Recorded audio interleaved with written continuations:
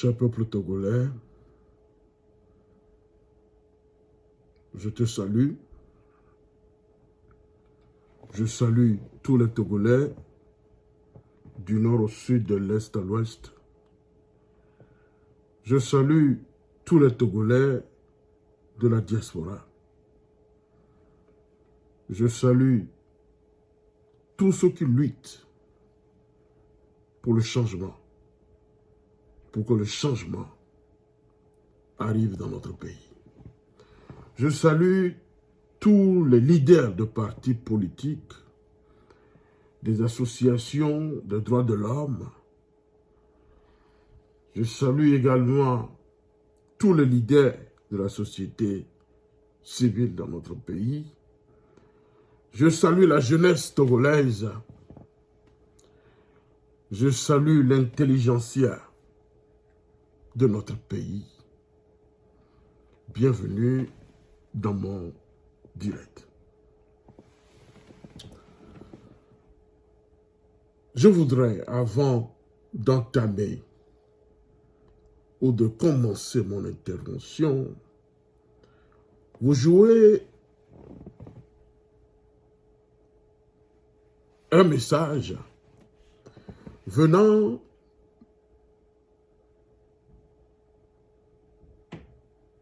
de loin du cartel du RPT UNIR, le système qui gouverne notre pays depuis plus de 60 ans. Je voudrais que vous prêtiez attention à ce que cet individu est en train de raconter. Donc, je vous invite à bien écouter l'interview qu'il a eue avec un journaliste. Donc, veuillez l'écouter. Monsieur le secrétaire général du gouvernement, lors des dernières élections législatives, le parti au pouvoir s'en est sorti avec 108 sièges sur les 113 prévus pour cette élection. Est-ce la vitalité du parti ou bien les résultats de bourrage des urnes, comme le prétendent certaines personnes? Non, je pense que cette élection, nous avions beaucoup d'observateurs. La question de bourrage des urnes, vous savez, c'est un raccourci dans le langage que tout le monde utilise. Une fois que vous avez perdu une élection, vous dites on a bourré, on a fraudé. Et non, il y a un vrai problème. Oh, vous savez, il y a toujours quelques irrégularités marginales dans une élection. Nous avons un territoire, nous avons des électeurs, nous avons différents points. Vous ne pouvez pas contrôler jusqu'au petit détail. Bien entendu. Mais ce que nous disons, vous fait de ceux-là que vous avez identifiés, qui se sont rendus coupables de non, cette je crois que ce n'est pas la question. La question ne se pose pas de savoir sur les faux. Si nous faisons ça, nous poursuivons un faux lièvre. Le problème réel, c'est quel est l'état des structures politiques du Togo aujourd'hui. Le problème, c'est ça.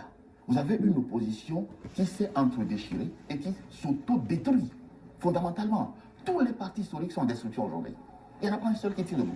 Ils sont en division, en querelle, devant les tribunaux. C'est quoi la raison selon vous? Mais c'est les questions d'héritage et d'organisation pérenne. Vous avez aujourd'hui des partis politiques où les fondateurs qui sont décédés n'ont pas construit le parti dans l'idée d'une alternance et d'une pérennité. Les partis disparaissent avec leur disparition personnelle. Ceux qui sont là n'ont pas les moyens nécessaires. Comment est la longévité du vôtre alors? Non, les nôtres, c'est que nous avons restructuré rapidement notre parti. Le RPT, nous l'avons dissous et recréé en 2012. Il était encore au sommet de sa gloire. Cette année-là, le RPT... Mais avec un héritage quand même lourd à apporter. Hein? Oui, mais c'est un choix politique que nous avons fait avec un instrument politique. Est-ce que ce n'est pas surtout pour... Mais je vous donne un exemple, M. Bouton. Quand on dissolvait le RPT à l'époque, il faisait 60% encore au résultat des élections. Oui, avec des méthodes que beaucoup décrivent. Hein? Mais vous savez, quand vous avez... Le rôle d'une opposition, c'est de s'opposer. Donc ça ne doit pas choquer les gens qui nous critiquent. Non, c'est pas un classique. C'est un peu normal. Non, c'est un classique. Chez nous, c'est un classique. Je ne vous cache pas ça. Regardez aujourd'hui... Allez, vous avez évoqué cette élection. Regardez, qu'est-ce qu'on entend? Vous entendez, on accuse le parti au pouvoir d'avoir fraudé. On accuse les électeurs de ne plus rechanger le changement, mais d'avoir été défaitistes. On accuse les acteurs des partis politiques, c'est-à-dire leurs militants, d'avoir changé de veste et de s'être ralliés au pouvoir. Moi, j'entends pas. Est-ce qu'à un moment donné, je voudrais simplement attirer votre attention, est-ce qu'à un moment donné, vous avez entendu un leader de l'opposition se remettre en cause sur sa méthode de leadership, sa gouvernance, la structuration et l'occupation du terrain. Aucun. C'est-à-dire qu'en gros, nos acteurs politiques de l'opposition au Togo sont dans le déni de leurs responsabilités. La faute aux autres, aux électeurs, aux partis au pouvoir, mais jamais eux. Quand vous faites ça, vous ne construisez pas un parti, un instrument politique sur le long terme. Deuxième ressource, je suis au pouvoir à mon âge. J'ai beaucoup de mes camarades de classe qui sont dans l'opposition, mais qui n'ont même pas le droit de siéger, ne serait-ce que dans un bureau politique d'un parti politique. Et pourquoi? Mais ça voudrait dire que dans ces partis, on est resté encore sur une sorte de mandarinat où les anciens refusent aux jeunes l'accession au pouvoir. En tout cas, c'est le problème, discutable quand même. Vous savez, la situation politique au Togo, chaque fois qu'on prend le raccourci de dire le parti au pouvoir, le président de la République, on évite le vrai problème.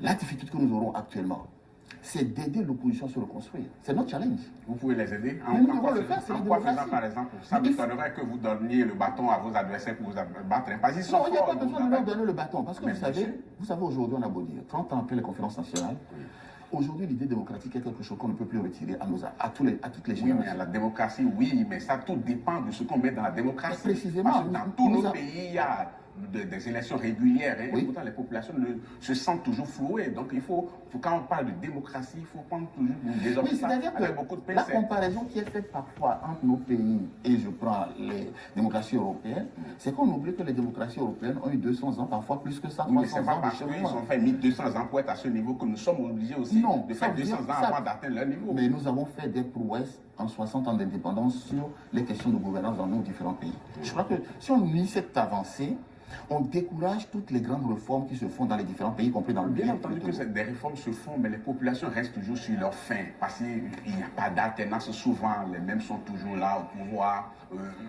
On confond beaucoup de choses. Ce sont des reproches quand même que les populations font. Mais quand vous dites les populations, c'est toujours ça qui me gêne, moi. Nous avons été à une élection. Un électorat a voté pour nous, à une majorité. Cet électorat veut tel que nous nous en allions. Oui, elle aurait pu voter contre nous. Elle a voté pour nous. Donc on ne peut pas nier qu'une part importante de la population togolaise souhaite quand même que cette majorité existe. Aujourd'hui, vous avez des gens à qui la même majorité, la même population a donné des mandats qui refusent de siéger au Parlement. Justement. Est-ce que cela vous paraît normal? Oui, mais comment est-ce que vous accueillez cela? Est-ce que cela peut construire une démocratie? Est-ce que vous faites la lecture de ce comportement, de cette position de ne pas aller siéger au Parlement? Et pour des leaders, pas des moindres. Mais encore une fois, prenez le même parti politique et je vous encourage à les recevoir. Vous prenez 2 générations dans le même parti. Prenez 2 générations. Vous ne recevez pas le chef. Prenez 2 générations. Une qui est de la mienne. Et prenez une de celles qui décident. Aucun de ces partis politiques n'a un leader de moins de 70 ans. Et quand vous prenez les deux, un conflit de génération. Ce sont mes camarades de classe qui sont en face. On discute tout le temps, on boit des bières ensemble. Donc on échange.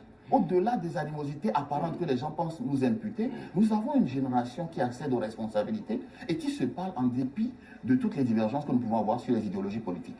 Et quand vous prenez 2 leaders de différentes générations, vous vous rendez très vite compte qu'il y a une rupture totale dans la communication intragénération au sein du même parti. Mais monsieur, justement, on parlait de ces leaders qui ne peuvent pas aller si nous prenons les deux, prenons par exemple FDR, pour ne pas les cacher, ou l'ANC, qui refusent de siéger aujourd'hui. Si vous demandez à leur suppléant sur la même liste électorale, ils vous diront qu'ils nous auraient souhaité, eux, s'asseoir là. Mais quelle est la sanction? Peut-être pas sûr. Peut-être pas sûr. Ils peuvent toujours dire qu'ils soutiennent leur leader. Mais vous savez, politiquement, ce que vous faites dans ce cas, vous dites, moi je proteste, je ne siège pas, mais je laisse les autres le faire. Non, quand vous déclarez... C'est une décision du parti, ce n'est pas des décisions personnelles. Mais précisément, la question est là. Vous faites une décision de parti. Écrivez à la Cour constitutionnelle pour leur dire, nous refusons les sièges. Et la Cour prend les dispositions pour convoquer des élections partielles. Et d'autres qui avaient été aux mêmes élections, qui les ont perdues, vont probablement les gagner. Mais quand vous bloquez ces sièges, là, vous les bloquez. Nous sommes dans une législature qui a commencé. Vous ne siégez pas, vous les monopolisez. Il y a des votes à moi, il y a un débat de qualité. Le message ne va pas porter, justement. Mais non, le rôle d'une opposition, ce n'est pas d'agir. Dans toutes les démocraties au monde, si on part sur l'idée que la majorité gouverne et la minorité dans l'opposition, évidemment, quand vous êtes minoritaire, vous n'avez pas le pouvoir de faire. Quels sont les pouvoirs que vous avez? Ce sont les pouvoirs de dénonciation. Que vous soyez seul face à une armée de majorité, si vous avez, et c'est là le rôle des médias, l'occupation médiatique. Regardez Mme Adjamago, par exemple, on a beau la contester, elle a fait une phrase qui était extraordinaire. Elle dit, je siège parce que au moins je peux vous dire ce qui s'y passe. Il me semble que c'est le rôle d'une opposition que de dire ce qui s'y passe quand on n'a pas la force majoritaire. Dans ce Parlement où vous serez ultra majoritaire, vous n'êtes pas un peu dérangé? Oh, vous C'est savez- comme un parlement monocolore. C'est tout comme. Si nous avons présenté des listes électorales dans toutes les circonscriptions électorales, c'est parce que nous y sommes allés avec au moins l'optimisme de gagner toutes les circonscriptions électorales. Sinon, nous présentions simplement sur celles qui nous sont favorables et les autres nous laissons tomber. Oui, mais lorsqu'un Pour parti faire gagne la la place au voisin. électorale, on sait l'interprétation qu'on peut en faire. Non, la question- Parce que quand non. la démocratie fonctionne correctement, Oui. qu'un parti rafle pratiquement tous les sièges, on doit se poser des questions. Monsieur effectivement. Bouton, je vais vous dire une chose simple. Oui. Même vous, aujourd'hui, vous créez un parti politique au Togo nouveau, vous pouvez battre cette opposition qui est là. Oh, Mais je vais vous dire pourquoi. Non, je vais vous dire pense pourquoi. pas, oui. Je vais vous dire pourquoi. C'est très simple. Vous avez aujourd'hui l'opposition qui n'occupe même pas 10% des circonscriptions électorales du Togo, qui n'est pas capable de vous présenter une liste. Nous allons au municipal dans 8 mois. Venez voir comment ça va se passer. Mais c'est la résignation de ces n'est pas la leaders, résignation, c'est que vous parce qu'ils avez- se disent, vous avez une- on a beau tout faire, Non. il y a des rouages, il y a des goulots d'étranglement qui font qu'ils n'y arrivent pas. Mais justement. non, l'élection, Parce que c'est d'abord pourquoi l'occupation ces du terrain. libérations d'opposition? Vous mais c'est parlez ce qu'ils à des font. citoyens Mais qui sont c'est ce dans qu'ils font, leur mais ils sont milieu. ultra minoritaires, sans moyens, sans rien, justement. Mais Alors sans qu'on moyens, reproche- c'est-à-dire- Ils reprochent au parti au pouvoir d'avoir les leviers de l'État pour pouvoir occuper le terrain, mais eux, ils n'ont rien. Dans la sous-région, combien de pays financent la vie politique des partis Mais il politiques? y en a qui financent quand même. Qui Il y en a financent- qui financent. Attention, je n'ai pas fini. Mais pas des Je pays sais pas, plus il y a nantis le que financement, l'Europe. il y a le financement des partis politiques. Oui. Il y a le financement des listes électorales qui ont gagné des élections et des sièges. Il y a le financement des campagnes électorales. Dans la sous-région, vous pouvez compter le nombre de pays qui donnent ces 3 financements des partis politiques. Le Togo fait partie au moins des 3 qui le font, s'il y en a qui le font autant que nous. Quels que soient les montants qu'on évoque, un parti politique ne vit pas sur les subventions de l'État. Il vit sur les cotisations, il vit sur ses ressources propres. Mais le problème Dans les n'est pays pas un africains, problème. Le problème n'est pas un problème de Convenez avec moi que dans les pays Monsieur africains, Mouton, on a du mal vous à savez, atteindre la structure et la 5e République que nous mettons en place va forcer à revoir totalement le mode de fonctionnement des partis politiques parce qu'on ne survit pas si on ne se restructure pas. Justement, ce n'est vous pas me seulement tendez une la question perche, d'argent. vous me tendez la perche C'est d'abord pour une que nous question de parlions. structure du parti politique, d'organisation de la gouvernance et d'occupation du terrain. Vous me tendez la perche pour que nous abordions cette réforme constitutionnelle qui a du mal à passer, je le disais dans l'introduction. Quel est le bien fondé de ce projet? Alors vous avez dit que ça a du mal à passer dans l'opinion, je ne suis pas d'accord avec vous. Ah, mais bien Ça a sûr. du mal à... Non, non, Bien si sûr. vous ramenez l'opinion togolaise à moins d'une dizaine de chefs de partis politiques, Non, vous ne savez Parce pas que- quel sondage est fait. non, non, ce n'est pas une question de sondage. Oui. C'est-à-dire, nous sortons d'une élection. Hein, Oui. Et l'élection est venue après l'adoption de la Constitution, dans la foulée de la Bon, Constitution. encore que là aussi, Mais il y ce a que des je voudrais choses à vous dire, reprocher. c'est-à-dire que vous avez aujourd'hui moins de 10 chefs de partis politiques et une partie de la société civile, protestation qu'on connaît depuis longtemps, principalement Togo Debout, on ne cache rien, plus les partis que vous connaissez traditionnellement qui dénoncent cela. Ces partis ont dit, quand on allait aux élections, qu'elles transformeraient le vote législatif en référendum. Elles doivent tirer les conséquences du résultat et considérer qu'elles ont perdu leur référendum. Donc, à partir de ce moment, la question n'est pas la dénonciation. La question aujourd'hui, c'est l'explication qu'il faut faire. Et pourquoi? Parce que, contrairement à ce que beaucoup pensent, le Togo a été très peu présidentialiste.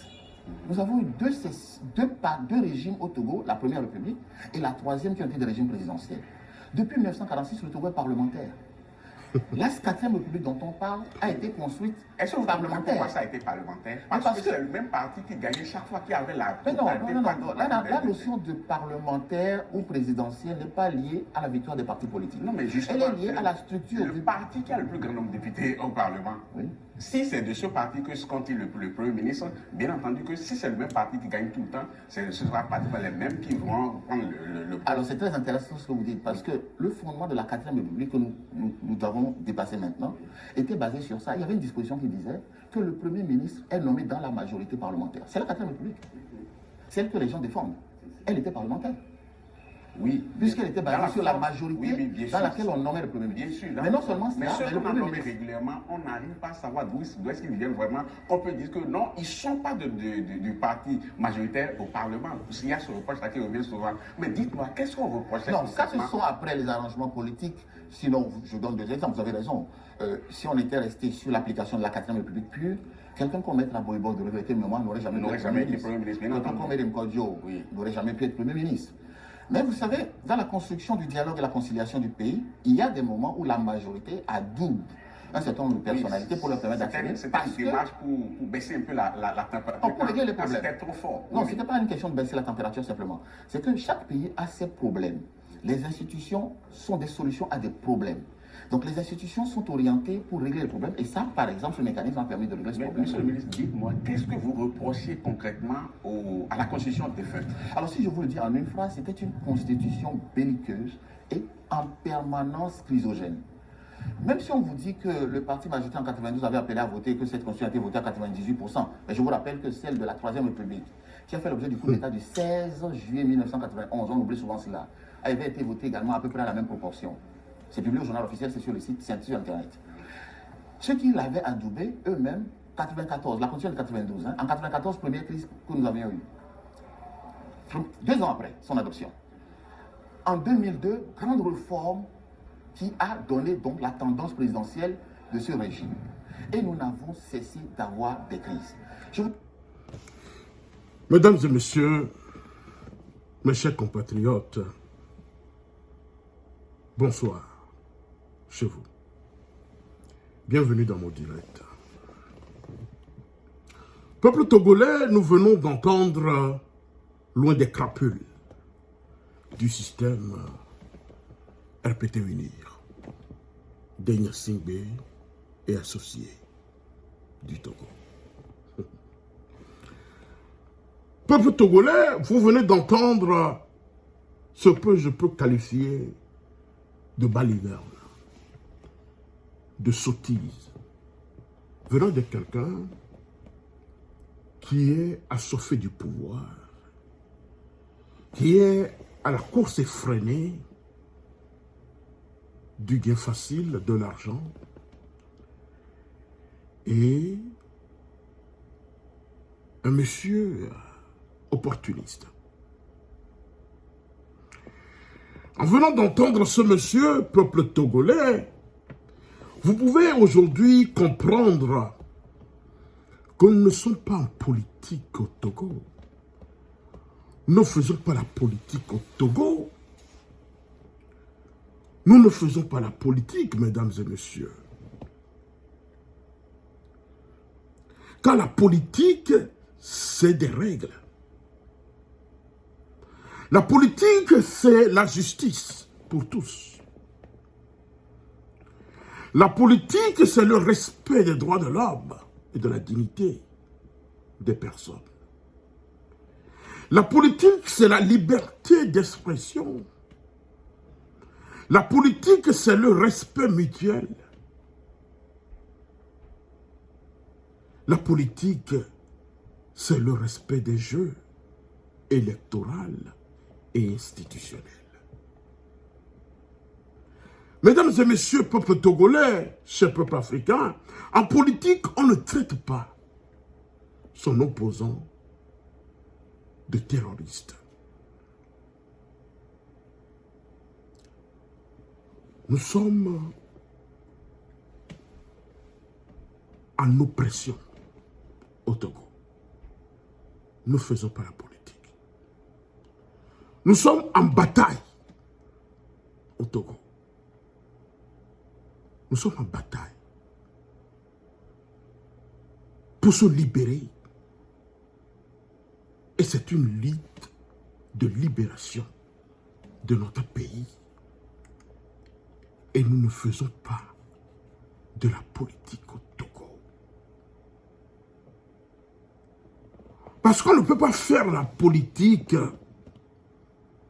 quand on n'est pas libre, mesdames et messieurs.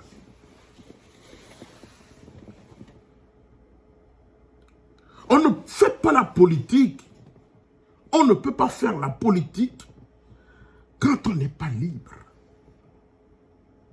de ses mouvements, de ses opinions.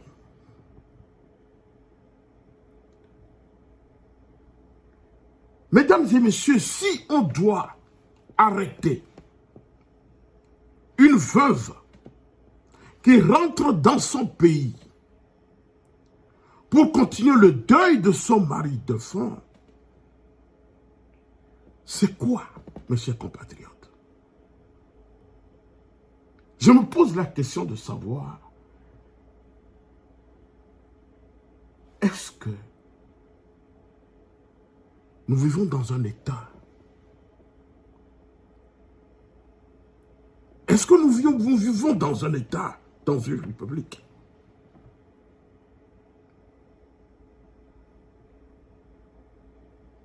Non, nous ne sommes pas dans une république. Nous sommes dans une république abîmée. Parce que notre environnement juridique est pollué.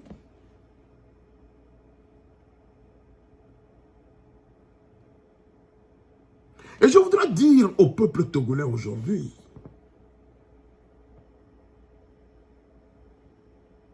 que ce n'est pas Jean-Pierre Fabre qui est le problème du Togo, ni Mme Adjamagbo Johnson, ni M. Goguet, ni M. Apevon Ducas. Mais le problème du Togo, c'est Faure Gnassingbé et son clan. Parce qu'il n'y a pas d'institution au Togo. Il n'y a pas d'institution au Togo. La structure institutionnelle du Togo incarne un individu. Les institutions au Togo sont incarnées par un individu. C'est un individu qui aujourd'hui représente les institutions au Togo. La Cour constitutionnelle, c'est lui.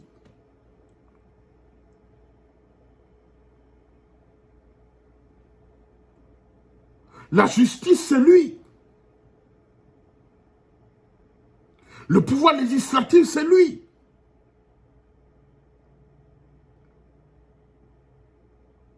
Le pouvoir judiciaire, c'est lui. Le pouvoir exécutif, c'est lui. C'est lui.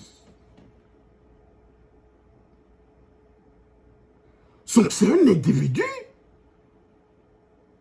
de Faure Gnassingbé qui est aujourd'hui l'institution au Togo.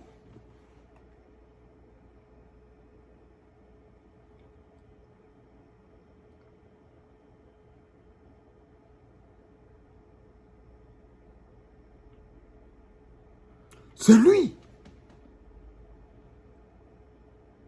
La Cour constitutionnelle est inexistante.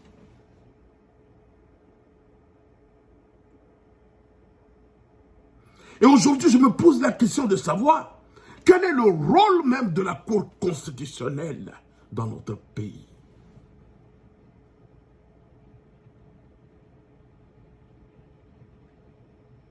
Puisqu'aujourd'hui, un individu est au-dessus de la loi. Il est au-dessus de toutes les institutions de l'État. Il est au-dessus de la Constitution, de la Cour constitutionnelle dans notre pays. La Cour constitutionnelle qui est l'acte de naissance d'un pays. Mesdames et messieurs, nous vivons dans un pays où les libertés fondamentales nécessaires à l'épanouissement dans une société sont réfrénées par la force, par l'autoritarisme, par le despotisme obscur.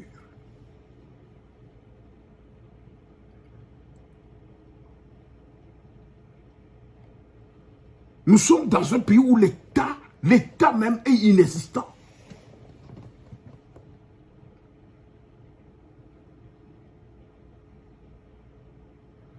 Quand un État est inexistant, on ne peut même pas parler de droit. On ne peut même pas parler de la justice. On ne peut même pas parler du respect des institutions de l'État.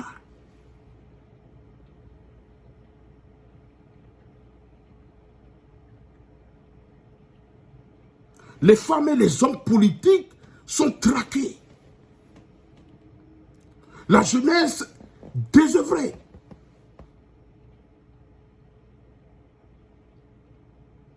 Et cette jeunesse a un rôle de troubadour dans notre pays. désœuvré, livré à lui-même ou bien à elle-même. La répression sévit à tous les étages. Parce que pour devenir un opposant charismatique, c'est la mort qui t'attend. Aujourd'hui, l'opposition politique dans mon pays est réduite au silence. Ce n'est pas la faute à un leader de parti politique. Si le champ politique respecte les règles démocratiques, si le champ politique dans mon pays respecte les droits normatifs internationaux,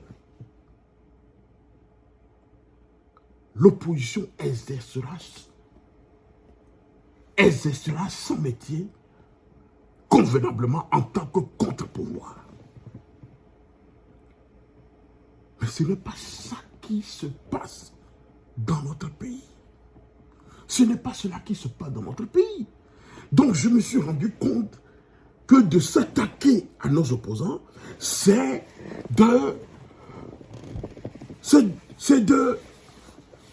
juste de compliquer encore la situation.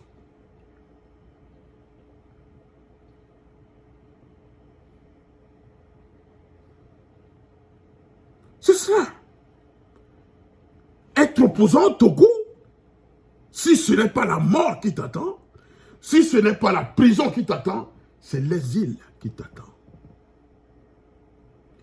Même si tu es mort en exil en tant qu'opposant, pour te faire revenir, faire revenir ta dépouille dans ton propre pays, on doit écrire au président de la République, on doit aller plaider pour ta cause, bien que tu es mort.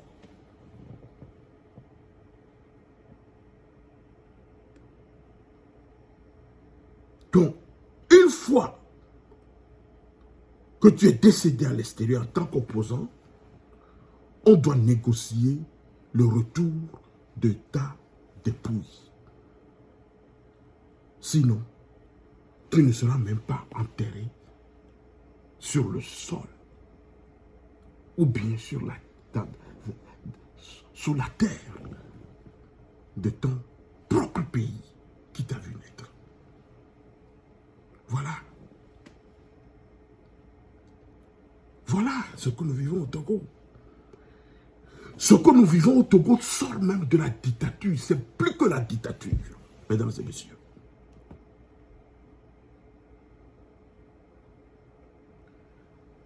Faure Gnassingbé est plus qu'un dictateur. Je voudrais vous dire, peuple togolais, que chaque trône, derrière chaque trône, il y a un autel. A-U-T-E-L. Un autel.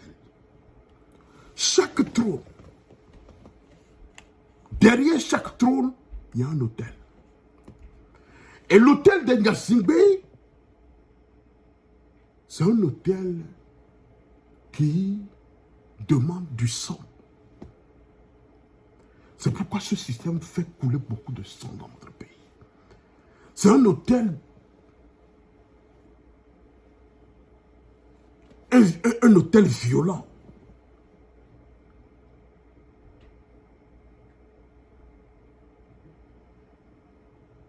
Un autel qui a besoin du sang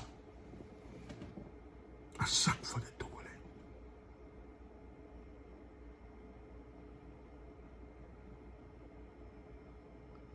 Parce que ce monsieur de Faure Gnassingbé est un paranoïa. Un paranoïa, un rancunier qui est prêt à tout.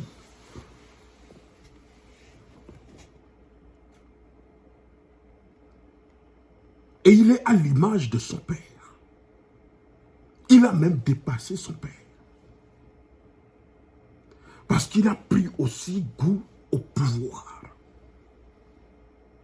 et collectionné depuis des années des mandats présidentiels, prolongeant ainsi la dynastisation du Togo. L'ambition de Faure Gnassingbé, c'est de battre le record de longévité présidentielle de son géniteur. Parce qu'il se donne les moyens pour ne jamais quitter le pouvoir. Et en renversant perpétuellement la Constitution. Et il venait même de basculer notre pays dans la 5e République avec un régime parlementaire.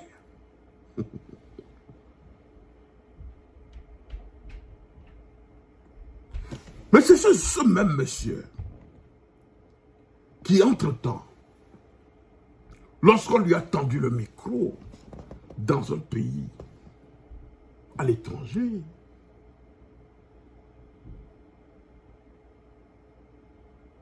à travers une once de lucidité, dans ce temps-là, il s'était retrouvé dans la peau d'un démocrate hors pair, défendant l'idéal démocratique sur le continent africain, en disant que pour que la démocratie progresse en Afrique, il faut nécessairement limiter le nombre de mandats à 2 ou à 3. Tout cela, c'est juste du maquillage. Il faut limiter le mandat à 2 ou à 3, avait-il plaidé, mesdames et messieurs. Comme un bon démocrate se voit à l'épreuve du pouvoir, cet individu de Faure Gnassingbé n'appliquera pas les leçons qu'il donnait à tout le continent africain. Rappelez-vous, mesdames et messieurs, à Accra en 2015, cet individu s'était énergiquement opposé à la volonté de la commission de la CEDEAO de limiter le mandat présidentiel à 2 dans l'espace communautaire. Voilà quelqu'un qui est mélangé et qui change selon le temps et selon les circonstances. Donc, quand il a pris goût au pouvoir, donc, il faut s'éterniser au pouvoir, détruire l'opposition, couper les ponts avec certains démocrates africains pour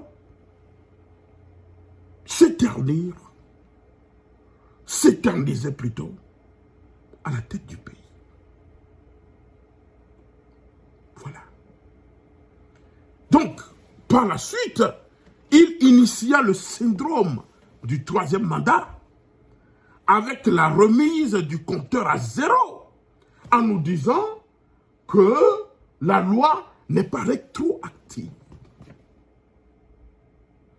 Donc ce monsieur de Christian Trimua nous dit que la nouvelle constitution, c'est pour... Mesdames et messieurs,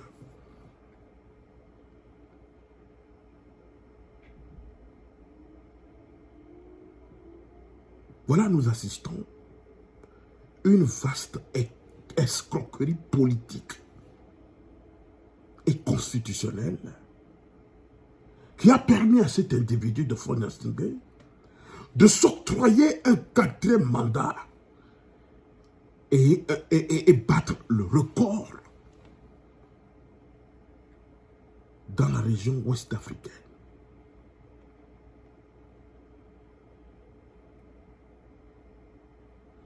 Il y a un adage qui dit que les peuples ne méritent que les dirigeants qu'ils ont. Mais à la différence du peuple togolais au Togo, La soumission est obtenue à l'aide des baïonnettes et des muselières.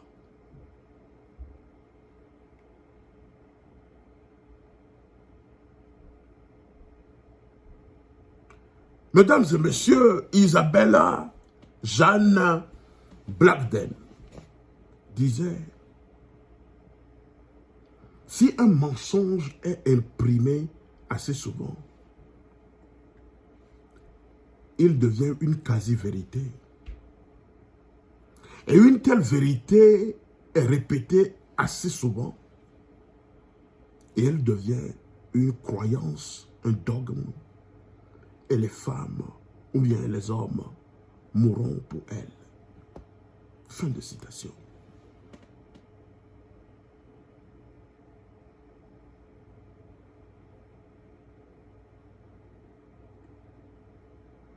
Étienne de la Boétie dit, les tyrans ne sont grands que parce que nous sommes à genoux. Les tyrans ne sont grands que parce que nous sommes à genoux. Peuple togolais, Fonia Sibé devient grand parce que nous sommes à genoux. Parce que nous sommes à genoux.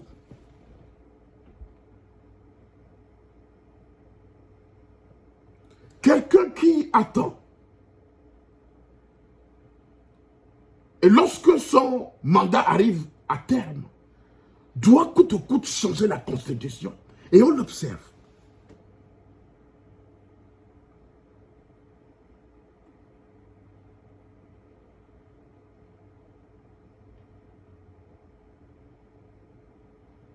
Aujourd'hui, le peuple togolais n'a plus droit au vote. Je voudrais vous dire que nous ne sommes pas en politique. Nous ne faisons pas la politique. Nous ne faisons pas encore la politique au Togo. Je voudrais faire comprendre au peuple togolais que nous sommes dans une bataille de libération de notre pays. Il faut que le peuple arrive à comprendre que nous ne sommes plus à l'ère de qui je vais voter, pour qui je vais voter. Non. À l'heure actuelle, au fond, Nyassimbe voudrait devenir un prince à la tête de notre pays et faire en sorte que la dynastisation de leur famille devienne une réalité. Nous devons comprendre que nous n'avons plus de temps à réfléchir avant de mettre ce monsieur dehors.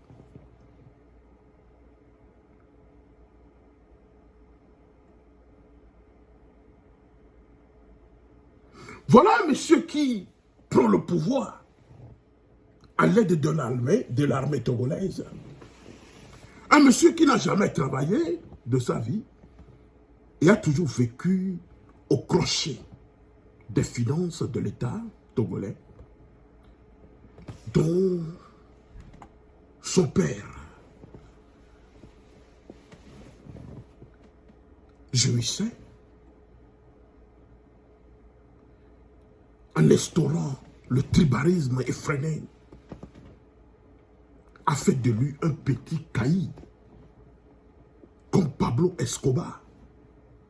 Il a éliminé tous les concurrents du cartel de son papa. Ces généraux qui l'ont porté au pouvoir, il les a éliminés. Et ceux qui voudraient contredire sa manière de gouverner sont éliminés. Son petit frère, il l'a mis en prison pour 20 ans. Il a fait assassiner certains opposants et faire partir certains opposants en exil pour chasser les journalistes. Voilà.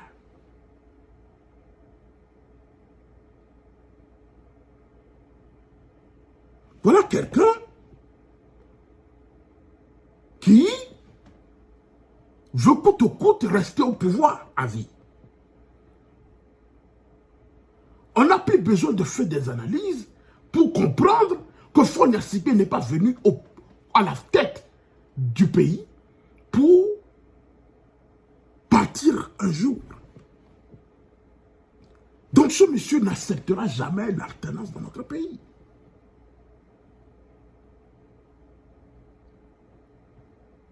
C'est pourquoi je vous dis aujourd'hui que le problème du Togo, ce n'est pas l'opposition, ce n'est pas un opposant, ce n'est pas un problème de gens qui est faible, ce n'est pas un problème de qui ne soutient pas qui. Non. Même si l'opposition se soutienne, arrive à s'unir, ce système ne quittera jamais le pouvoir. C'est ça qu'il faut comprendre. Car c'est de ça qu'il s'agit. C'est un système qui est venu. Faure Gnassingbé est arrivé au pouvoir pour garder le pouvoir. C'est un bien et de son père.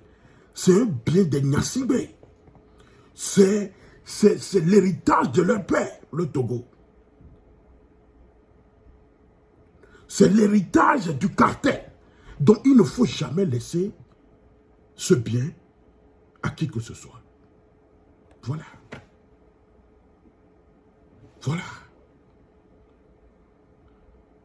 C'est un Pablo Escobar à la tête de notre pays. Il a réussi à éliminer tous les concurrents du cartel afin de trôner tout seul au sommet de la pyramide d'un système parlementaire qu'il venait de s'installer. Qu'il venait d'installer dans notre pays.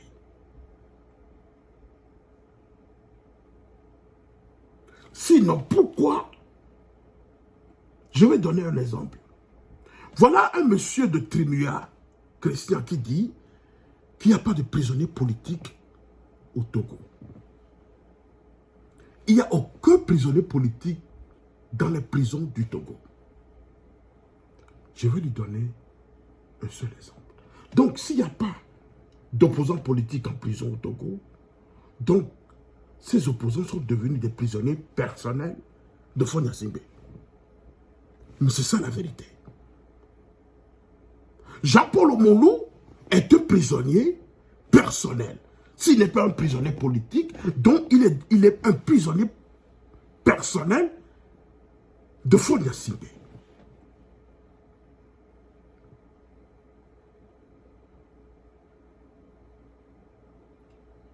Voilà. Nous sommes en bataille. Nous sommes en bataille pour la libération de notre pays. Nous ne faisons pas la politique au Togo. Et je peux vous dire qu'en temps d'oppression, la résistance est la seule force légitime que le peuple se doit d'opposer à la dictature et à cet individu sanguinaire qui est Faure Gnassingbé. Lorsque j'ai suivi cette interview de ce monsieur de Trimua, je vous dis, j'étais en colère.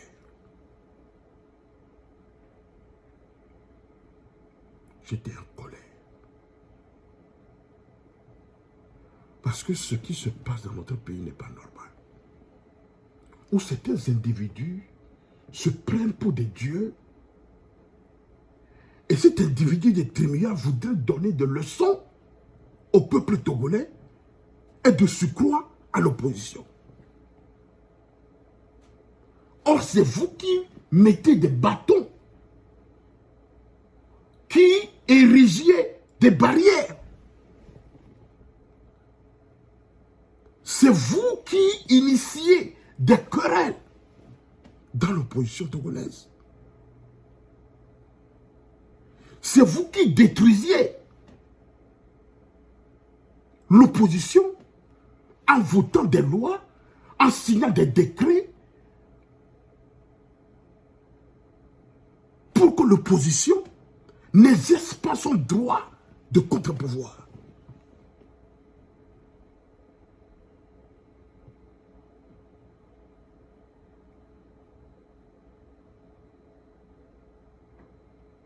Je voudrais dire à Faure Gnassingbé que tout ce que vous avez eu par la force, une force plus grande vous l'arrachera un jour. Je répète. Faure Gnassingbé, tout ce que vous avez eu par la force, une force plus grande vous l'arrachera un jour. Je voudrais dire au peuple togolais, voilà messieurs de Trimouya qui qualifient notre constitution que 98-99% des Togolais ont voté en 1992. Voilà un Trimouya, un monsieur, un crapule de son rang qui qualifie cette constitution de belliqueuse, de belliqueuse.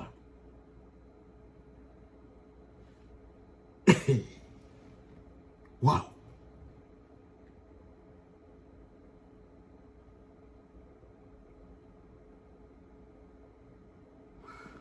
Peuple togolais,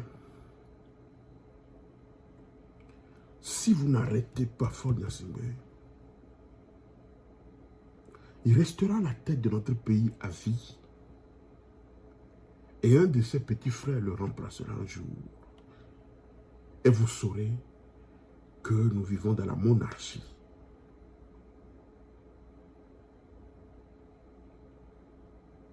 C'est la vérité que je vous dis. Aujourd'hui, certains opposants ne peuvent plus rentrer au Togo. Dites-moi pourquoi. Qu'est-ce que le commandant Boko, un autre exemple, qu'est-ce que ce monsieur, un ancien ministre de l'Intérieur, un commandant de l'armée, qu'est-ce qu'il a fait pour ne plus rentrer dans son pays? De quoi on accuse ce ministre de l'Intérieur? Parce qu'il avait averti le peuple qu'il y a quelque chose qui se préparait, qu'il y a quelque chose qui se tramait, que des individus s'organisent pour tuer les Togolais. C'est ce qui lui vaut aujourd'hui d'être en exil et de ne plus revenir dans son pays. Lorsqu'il avait tenté entre-temps de rentrer, ils ne l'ont pas permis de rentrer dans son pays. Pourquoi? Dites-le-moi.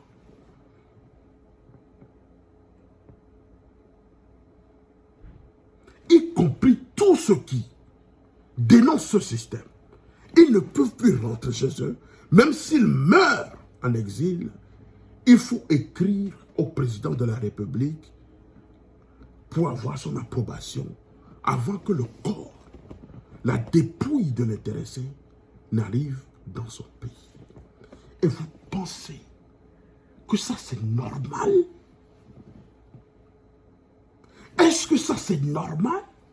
Voici quelqu'un de Trimouya, un individu qui veut nous donner des leçons, qui veut nous dire, qui proclame aujourd'hui que l'opposition n'existe plus, que l'opposition ne représente même plus 10% de l'électorat dans notre pays, qui qualifie la constitution de 1992 que les Togolais ont voté à 99,99% de belliqueuse.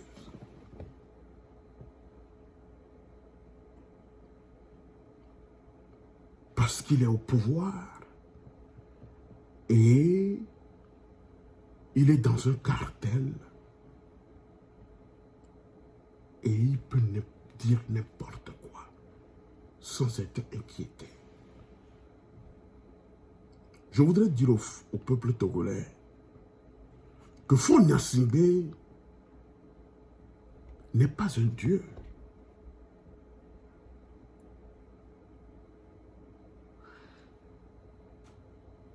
C'est un homme ordinaire, avec des pouvoirs démesurés et disproportionnels, ou bien disproportionnés. Et c'est à toi de rectifier le mal par la détermination, dans la mesure où ceux qui se donnent la prétention d'un redressement civique et moral des citoyens ne sont dans aucun soupçon exemplarités, ni dans la noblesse de l'acte de gouvernance dans notre pays.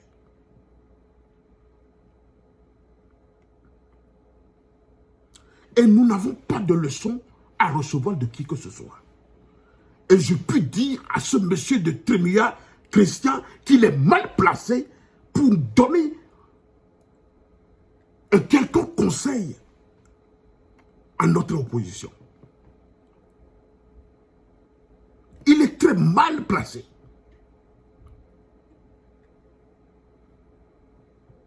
Lui, il me fait pitié d'ailleurs. Il me fait pitié, ce monsieur. Il me fait très pitié. Il me fait très pitié.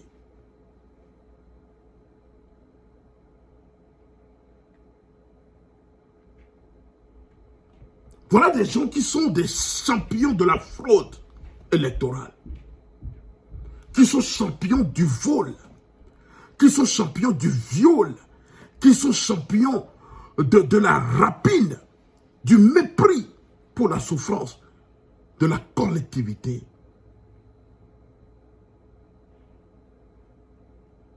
De notre pays.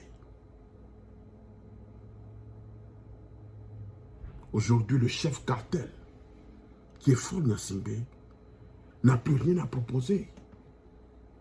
Et c'est pourquoi on doit coûte que coûte s'accaparer du pouvoir, rester au pouvoir à vie et mépriser le peuple, tuer le peuple, emprisonner ceux qui veulent me contredire. Parce que ce monsieur n'a plus rien à proposer. Donc, il faut changer la Constitution. Voilà un Trémia qui nous dit que non, que c'est les députés qui ont eu le plaisir de changer la Constitution, de renverser la République, de renverser la 4e République. Ce monsieur a eu le courage de nous dire que c'est l'Assemblée nationale qui est, dont le mandat est arrivé à terme, que c'est eux, les députés, qui ont eu cette idée de renverser la Constitution et de proposer un régime parlementaire. Et qu'est-ce qu'ils ont à faire? Ce qu'ils ont à faire, c'est juste d'accepter. Donc ce monsieur de Trémia prend les Togolais comme des cons, des idiots.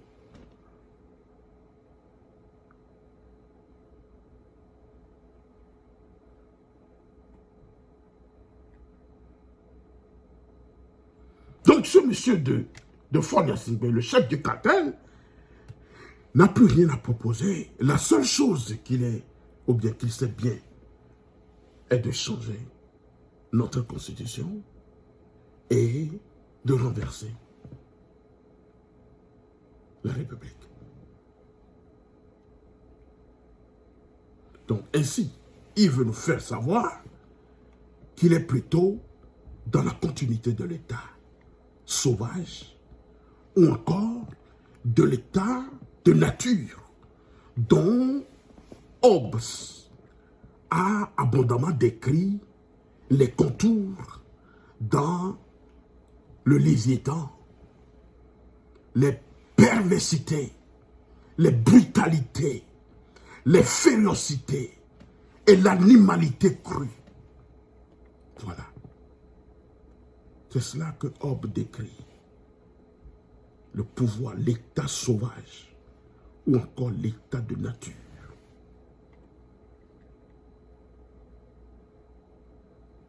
Voilà un monsieur qui insulte tout un peuple. Insulte l'intelligentsia.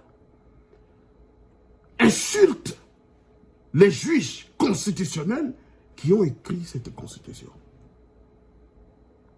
En qualifiant la constitution que les Togolais ont votée à 99%, que eux, ils ont manipulé, tripatouillé à plusieurs fois, de belliqueuses.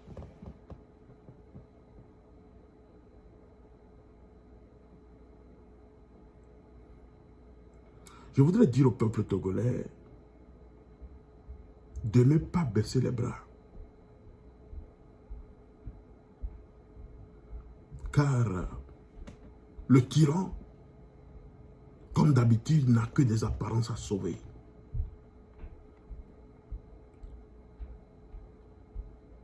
Là où il est maintenant, cet individu de force, il tremble en lui-même. Il tremble de l'intérieur. Mais vous ne pouvez pas le voir. Il tremble de l'intérieur à l'idée que le peuple peut se résoudre à lui, ou bien à une insurrection inéluctable un jour. Et ça viendra, ça arrivera. C'est inéluctable. Je peux vous dire que cette mauvaise conscience déstabilise le tyran lui-même, qui n'a jamais d'ambition pour les gouverner. D'un autre côté, le supplice condamne tout individu, tout peuple à l'exploit, comme l'ont vu Rousseau et les existentialistes. L'homme est un être né pour la liberté.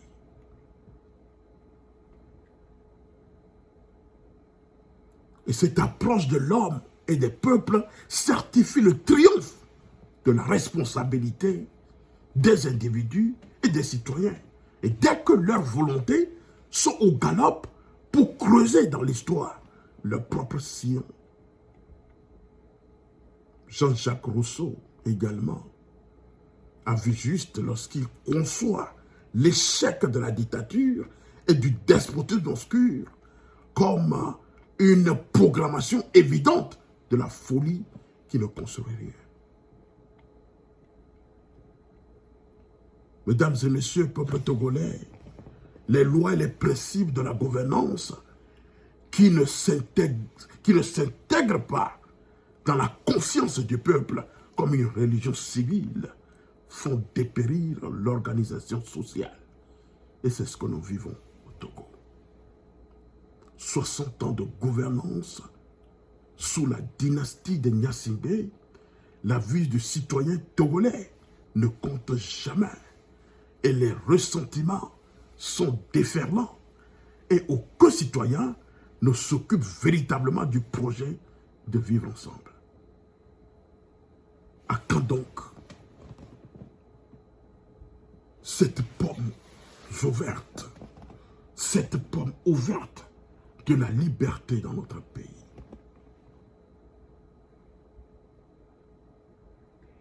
À quand donc cette pomme ouverte de la bonne gouvernance et de l'état de droit dans notre pays?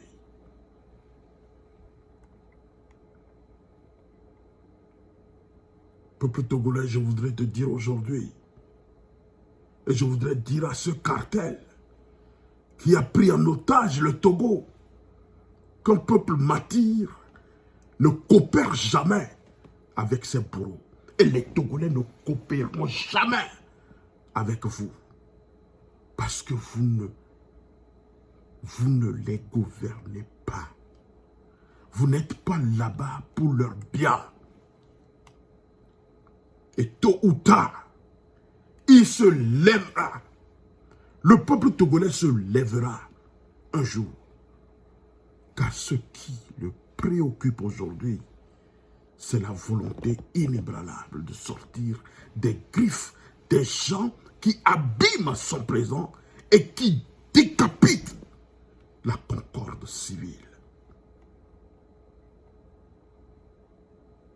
Cette gouvernance de la pure barbarie ne supporte ni la contrariété des citoyens, ni l'opposition, ni la société civile. Elle se campe dans un repli sur une oisiste, une minorité, comme l'a bien précisé le timonier tricule, qui s'offre tout et qui prive tout le reste de la population et de tout.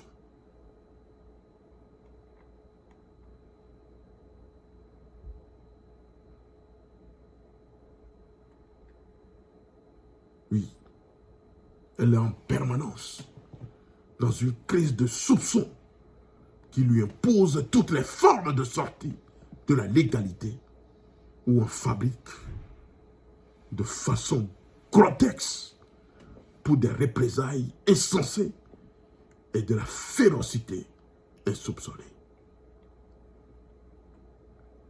Peuple togolais, nous devons prendre conscience et nous dresser contre ces personnes, ces bourreaux, ces individus, ressources de l'ignominie et un écheveau inépuisable de la criminalité du régime du nom du Père, du Fils fort, du Père Yadema, qui lui a succédé dans les mêmes loges, dans un ténor d'inhumanité, de crimes imprescriptibles et de crimes de masse. Cet individu de fort ne peut jamais se convertir à la droiture, à la justice et au respect de l'humain. Patron, parce qu'il est toujours plus facile de faire ce qu'on est que d'imiter ce qu'on n'est pas. Un monsieur qui prône le panafricanisme, qui insulte la mémoire de ces panafricains comme Kwame Nkrumah.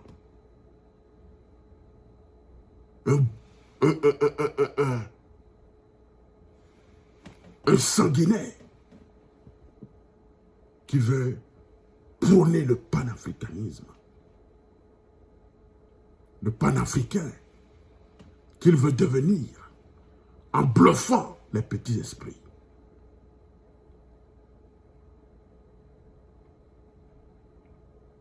Un criminel qui est dans la récidive de la criminalité active et qui est au zénith depuis dans notre pays où la contestation d'un régime à vie a flambé d'une génération nationale jusqu'aux confins de la diaspora. Les meurtres, les passages à tabac, les intrusions dans les maisons avec les punitions collectives, les répressions. Et la dernière en date, c'est le tentative d'assassinat d'un député de la CEDEAO, M. Sagna. Juste des intimidations sacralisées pour faire taire tout un peuple et faire peur. Et fait peur aux intellectuels avertis dans nos pays. Ça veut dire quoi? Ça veut dire quoi? Allah décrit la nature du despote dans le politique lorsqu'il dit « Tout pouvoir sans contrôle rend fou ». Oui, tout pouvoir sans contrôle rend fou. Et c'est ce que nous vivons au Togo. Le style de la banditisme politique. Le style de la banditisme politique affaiblit plus les bourreaux que les victimes dans le cours du temps que jamais personne ne maîtrise. Je voudrais dire à Faure Gnassingbé et ses sbires, ses talons d'Achille, que la vie a toujours ses secrets. Aujourd'hui, Faure Gnassingbé pense qu'il est fort. Et ceux qui l'entourent pensent qu'ils sont forts. Je voudrais dire à Faure Gnassingbé qui pense qu'il est fort par ces pratiques mystiques de la magie noire. J'aimerais lui dire qu'il y a quelqu'un qui est plus fort que celui qui est dans le monde. On l'appelle l'Éternel des armées. Et j'aimerais demander à cet individu de fort où se trouve son père aujourd'hui. Son père qui se dit très fort, entouré par des pouvoirs mystiques. Il est où aujourd'hui? Il est où? Où se trouve Mobutu Sese Seko Koukou Wazabanga, où se trouve Idriss Déby, où se trouve Ben Ali, etc., etc. Je voudrais dire à Fournier Sibé et sa bande du cartel que tout s'écoule, tout bouge, tout change, et la prophétie héracléenne est imparable dans l'ordre du temps. Je suis plus que convaincu que la dynastie du cartel d'Agnassimbe sera surprise par la tombée de la nuit. Un jour, un jour, un jour. Parce qu'elle ne sait pas anticiper sur l'histoire du peuple. Sinon, quel peut être l'intérêt du régime parlementaire que tu viens de voter, que tu viens d'octroyer en foutant coûte au coûte, rester à la tête du Togo pour devenir un président du conseil. Je puis te dire que c'est ce régime parlementaire qui va t'emporter. Je vous remercie. Vive le Togo. Que Dieu protège notre pays, le Togo. Que Dieu délivre le peuple togolais entre les mains de ses bourreaux. Je vous remercie.